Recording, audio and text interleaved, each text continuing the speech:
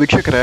Big boss Kannada season 12 ಖ್ಯಾತಿಯ ನಟ ಧ್ರುವಂತ್ ಅವರು ಖಾಸಗಿ ಮೀಡಿಯಾದ ಸಂದರ್ಶನವೊಂದರಲ್ಲಿ ಮಹಿಳೆಯರಿಗೆ ಅವಮಾನ ಮಾಡಿದ್ದಾರೆ ಅಂತ ಕೆಲ ಪ್ರತಿಷ್ಠಿತ ಮಾಧ್ಯಮಗಳಲ್ಲಿ ಸಿಕ್ಕಾಪಟ್ಟೆ ಸುದ್ದಿ ಆಗ್ತಿದ್ದು, ದೇಶದಲ್ಲಿ ಇಷ್ಟೆಲ್ಲ ಸಮಸ್ಯೆ ಆಗ್ತಿದ್ರು ಅದೆಲ್ಲದನ್ನು ಕೂಡ ಬಿಟ್ಟು ನಟ ಧ್ರುವಂತ್ ಅವರು ಮಹಿಳೆಯರ ಬಗ್ಗೆ ಕೆಟ್ಟದಾಗಿ ಮಾತಾಡಿದ್ದಾರೆ ಅಂತ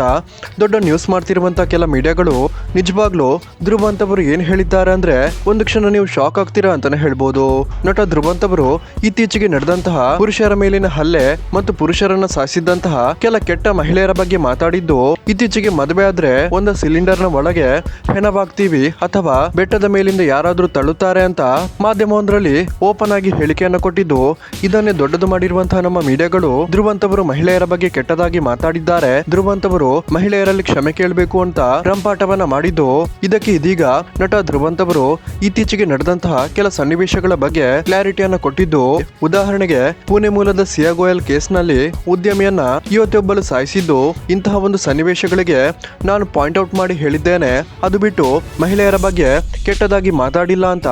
ಧ್ರುವಂತ್ ಹೇಳಿದ್ದು, ಒಂದು ವೇಳೆ ಇದರಿಂದ ಯಾರಿಗಾದ್ರೂ ಮಹಿಳೆಯರಿಗೆ ಬೇಜಾರಾಗಿದ್ದಲ್ಲಿ ದಯವಿಟ್ಟು ಕ್ಷಮಿಸಿ ಅಂತ ಧ್ರುವಂತ್ ಅವರು ಸ್ಪಷ್ಟನೆಯನ್ನ ಕೊಟ್ಟಿದ್ದಾರೆ. ಸೊ ವೀಕ್ಷಕರೇ, ಇದರಲ್ಲಿ ನಟ ಧ್ರುವಂತ್ ಅವರದು ಏನು ತಪ್ಪಿಲ್ಲ ಅಂತ ಯಾರಿಗೆಲ್ಲ ಅನಿಸುತ್ತೆ, ದಯವಿಟ್ಟು ಈ ವಿಡಿಯೋಗೊಂದು ಲೈಕ್ ಮಾಡಿ ಮತ್ತು ಇದರ ಬಗ್ಗೆ ನಿಮ್ಮ ಅನಿಸಿಕೆಯನ್ನ ಕಮೆಂಟ್ ಮೂಲಕ ತಿಳಿಸಿ.